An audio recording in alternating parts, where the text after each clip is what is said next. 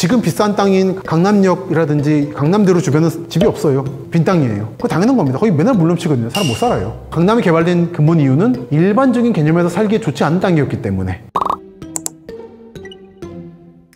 당연히 인간사회에서 돈 문제는 중요합니다. 과거와 지금의 차이는 돈 문제를 숨기느냐 아니면은 노골적으로 말하냐의 차이인 거죠. 조선시대나 이때는 양반들이 돈을 좋아했는데 당연히 돈이 있으니까 애매하는 거죠, 시골에서. 하지만 돈을 언급하는 걸 꺼려했습니다. 직접 거래에 관여하거나. 그래서 돈을 만질 때는 젓가락으로 해서 이렇게 하거나 노비한테 시켜가지고 대신 이제 쥐게 하거나 그렇게 해서 땅 거래하고 할 때도 본인이 직접 안 가고 이른바 마름이라고 하거나 또는 노비를 시켜서 대신 거래해요. 그래서 보면 땅 문서 중에 노비 이름으로 된 게 많습니다. 그래서 한글로 써 있고 해요. 땅 문서가 노비도 읽을 수 있도록. 그런 식으로 해서 숨겼지만 사실은 좋아했죠. 마치 지금 한국인들이 술집 가서 뭐 노는 거 좋아하지만 그 에헴하고 말 안 하고 싶어 하는 것처럼 그게 과거인데 심했다라고 보시면 됩니다. 말하자면 이율배반인 거죠. 근데 다만 이제 우리가 미국 영향을 받아서 돈에 대해 말하고 하는 게 부끄러운 게 아니고 오히려 시대의 윤리인 자본이란 거를 잘 굴리는 것은 멋있는 일이다라는 새로운 윤리가 도입됐다는 게 과거와의 차이겠죠. 교통의 요지는 언제나 집값이 비쌌었죠. 이거는 꼭 조선시대만 보실 건 아니고 고려시대부터 보시면 되는데 지금의 서촌이라 불리는 지역 그쪽이 발달했었죠. 그쪽에 사람들이 조선시대만 아시는 분들은 인왕산이 바라보이고 명당이니 말씀하시는데 정말 거기가 비쌌던 이유는 고려의 수도였던 개성하고 가까웠기 때문입니다.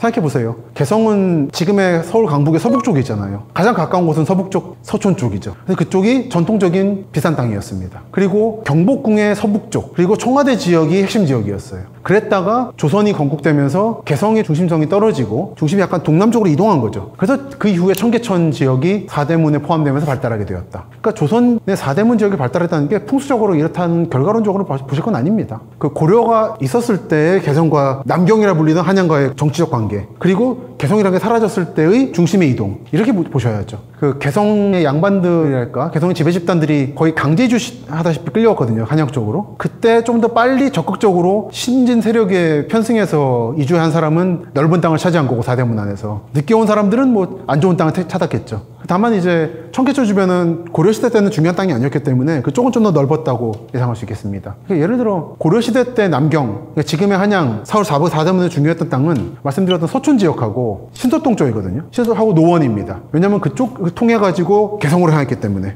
근데 그 중에 눈치 빨랐던 사람은 서촌과 북촌, 청계천 쪽에 자리 잡았을 거고 눈치 없이 고려시대 법칙에 따랐던 사람은 노원이나 양주를 땅을 샀겠죠. 또는 용산이라든지 이런 분들은 아마 손해 많이 봤을 겁니다. 고려 조선의 전환기 때. 노원이 좋은 땅이에요. 노원이라는 한때 고려가 수도로 옮기려던 지역이거든요. 용산도 그렇고. 그렇기 때문에 노원이나 그쪽 강북구 쪽으로 좋은 절도 많고 하는 것이 일종의 교통유지였다는 뜻이죠. 그렇기 때문에 노원 쪽에 투자했던 사람도 있었을 겁니다. 다 이제 망했겠죠.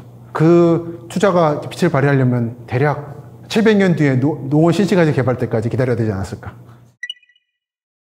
궁과 가까운 거죠. 조선은 기본적으로 왕실 가까이 있어야 됩니다. 멀어질수록 권력에서 멀다는 뜻이에요. 최대한 강북에 어딘가에 집을 차지하고 있고 최대한 청계천 북쪽에 남쪽은 물이 잘 넘칩니다. 남산기슭이라. 예전에 청계천 복원하기 전에 그 아래 들어가 본 적이 있었는데 이명박 시장 때 그때도 보니까 물이 칼칼 넘치더라고요. 남산에서부터 청계천 쪽으로. 원래 청계천은 그렇게 물이 넘치는 곳이 아닌데 여름에만 그래요. 근데 강북에서 오는 청계천 북의 강북에서 오는 것보다 청계천 남의 강남에서 오는 물이 더 셌어요. 그래서 보면 딸깍발이 선비라든지 가남뱅이라고 하는 게 남산이 좋은 땅이 아니라서 필동이라든지 쪽이 그랬던 것이고 왕실 근처에 집을 가지고 있던 건물세가들이 임금님의 눈밖에 나가지고 밀려나면 가는 곳이 동작이나 송파죠. 왜냐하면 이제 어쨌든 강 건너서 이제 휴닝을 하는 겁니다. 눈치 본다는 근신한다는. 하지만 거기다가 넓은 땅 차지하고 정자가 많았습니다. 짓고 눈치 보고 있는 거죠. 강북의 눈치를 하다가 콜 오면 당장 달려가는. 근데 콜이 안 온다 그럼 이제 하루거리 정도로 더 멀리 갑니다. 양술이라든지 안산이라든지. 그래서 안 되면 이제 삼남으로 내려가는 거죠.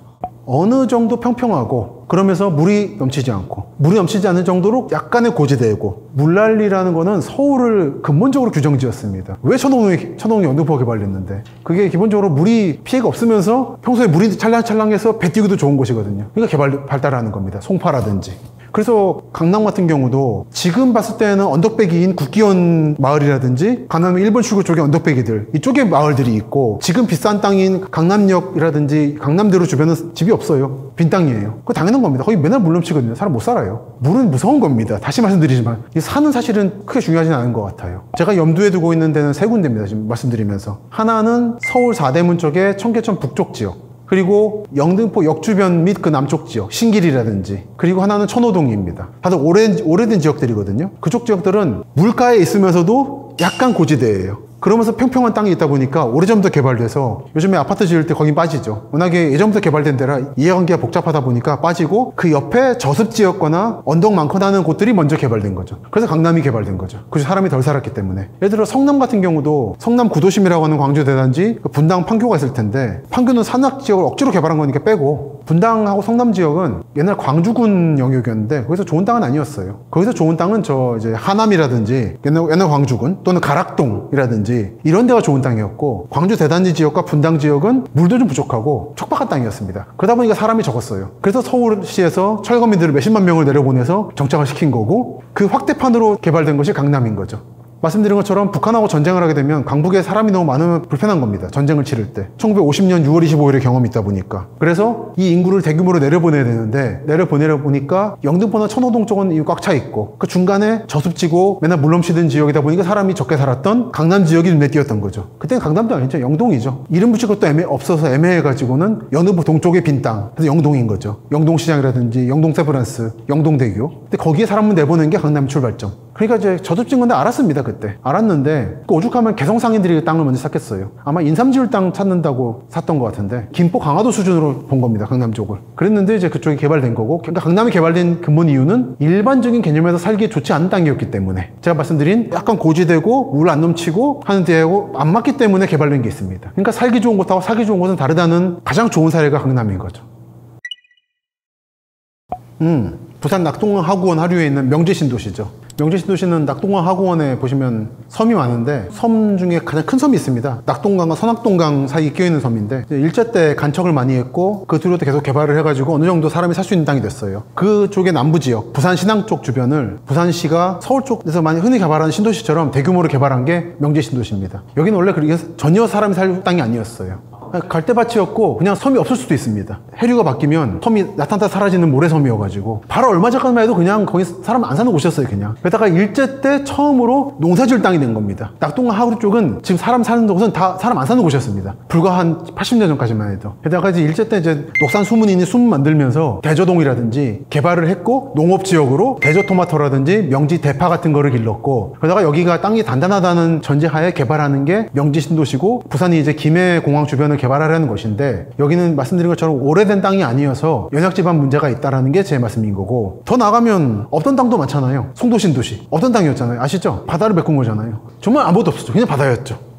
살기 좋은 곳은 여러분 각각에 달려 있습니다. 자주 말씀드리는 거지만, 등산하는 거 좋아하는 분들은 강북구나 노원구 쪽 좋아요. 집 문만 열고 나가면 5분 거리에 뭐 멋진 산들이 있지 않습니까? 불암산, 수락산, 북한산 하는 식으로. 강남 살면은 거의 접근하는 데만 1시간 넘게 걸려가지고 진짜 나빠집니다. 차로 가려고 해도 주차 힘들지, 대중교통 가면 그 등산복 입은 사람들이 그 지팡이 다 꽂아 해가지고 불편하지. 강북 사십시오. 수유나 미아 살면은 물만 열고 걸어 나가면 명산들이 그냥 출입구가 있어요. 또는 광진구 정도. 아차산 좋거든요, 산. 그런 거고, 저같이 평야 좋아하고 강 좋아하고 산 싫어하는 사람은, 책에도 적었지만 파주 서쪽 좋아합니다. 운정신도시를 넘어서 있는 파주. 거기는 개발 예정도 없고 북한 접경 지역이라서 공기도 맑고 물도 좋고 정말 좋습니다. 저 같은 사람은 그렇습니다. 사기 좋은 땅은 강남이죠. 거기는 살기 좋은 곳은 아닌데 사기 좋은 곳이죠. 거래 심리라는 건 주관적이라, 여러분들이 이제까지 좋은 땅이라고 하는, 또는 좋은 집이라고 하는 것을 거래 가치로만 보셨다는 거예요. 거래 가치로만 보시면 놓치는 게 많다는 거. 물론 정말 살기 좋은 게 강렬하게 없으신 분들은 남들이 말하는 살기 좋은 곳으로 들어가시는 것도 추천합니다. 근데 다만 저는 이번 책에서 살기 좋은 곳은 이런 곳들이고, 살기 좋든 사기 좋든 고르실 때 최소한 이런 데는 빼시라는 얘기를 드렸어요. 공해 문제라든지 군부대 문제라든지 너무 이런 정보 없이 들어가시더라고요. 보다 보니까 너무 놀라워요. 어떻게 이런 걸 기본적인 거 모르고 몇십억을 투자하느냐. 부동산 업체에 붙어있는 그림지도만 보고 들어가시다가 놀라는 분들이 많으시거든요. 후회하고 하는 분들. 그럴 후회는 없으셔야 되지 않겠나, 그런 차원에서 저는 말씀드리고 있는 겁니다.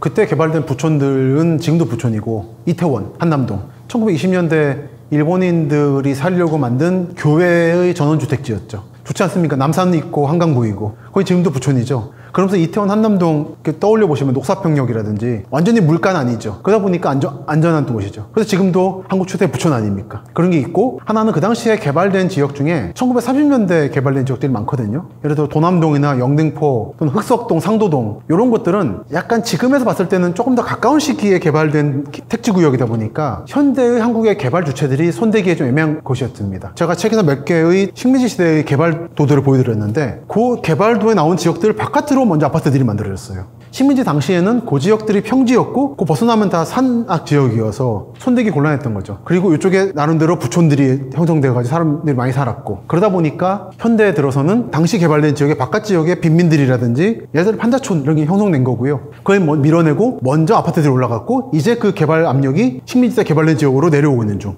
그 대표적인 게 흑석동이죠. 흑석동은 꽤 중산층의 부촌으로 설계된 곳입니다. 그래서 개발이 늦었던 거고, 그러다 보니까 원래 그쪽이 강남인데 지금은 서반포라는 이름으로 굴욕적인 호칭을 부여받으면서 개발되고 있는 중인 거죠.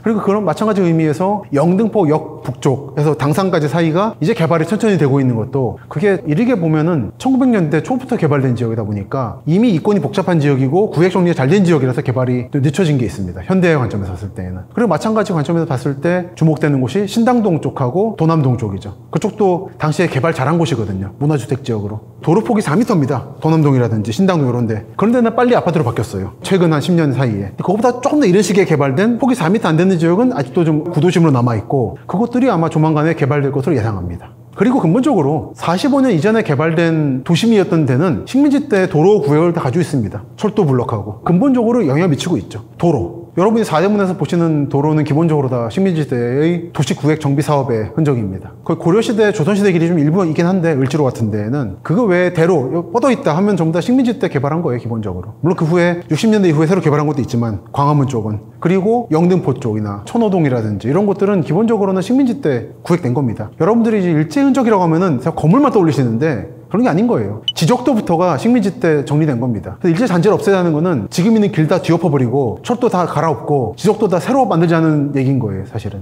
그거 안 할 이상 그냥 이대로 가는 겁니다. 식민지 시기가 근대와 함께였기 때문에 그런 겁니다. 철도망도 그렇고. 철도망은 사실 거의 식민지 때 철도망 그대로죠. 구한말에 지은 경인선 이런 게 있지만, 거기서 보면 잔재를 말하는 사람들이 이런 질문을 회피해요, 근본적으로. 지적도 문제라든지 도로 문제를. 그러니까 결국 말하는 게 건물 몇 개예요. 건물 하나 날려버리면 전기가 회복되는 식으로. 그런 게 아닌 겁니다. 이 도시구조 자체가 그런 거예요. 그게 2차 대전 전까지 식민지 지배를 당했던 모든 지역에서 나타나는 현상인 겁니다. 한국과 일본은 한계가 아니에요. 영국과 인도도 그렇고, 심지어 미국도 그렇죠. 영국의 식민 지배를 받으면서 만들어진 도로가 워싱턴이나 뉴욕인 거죠.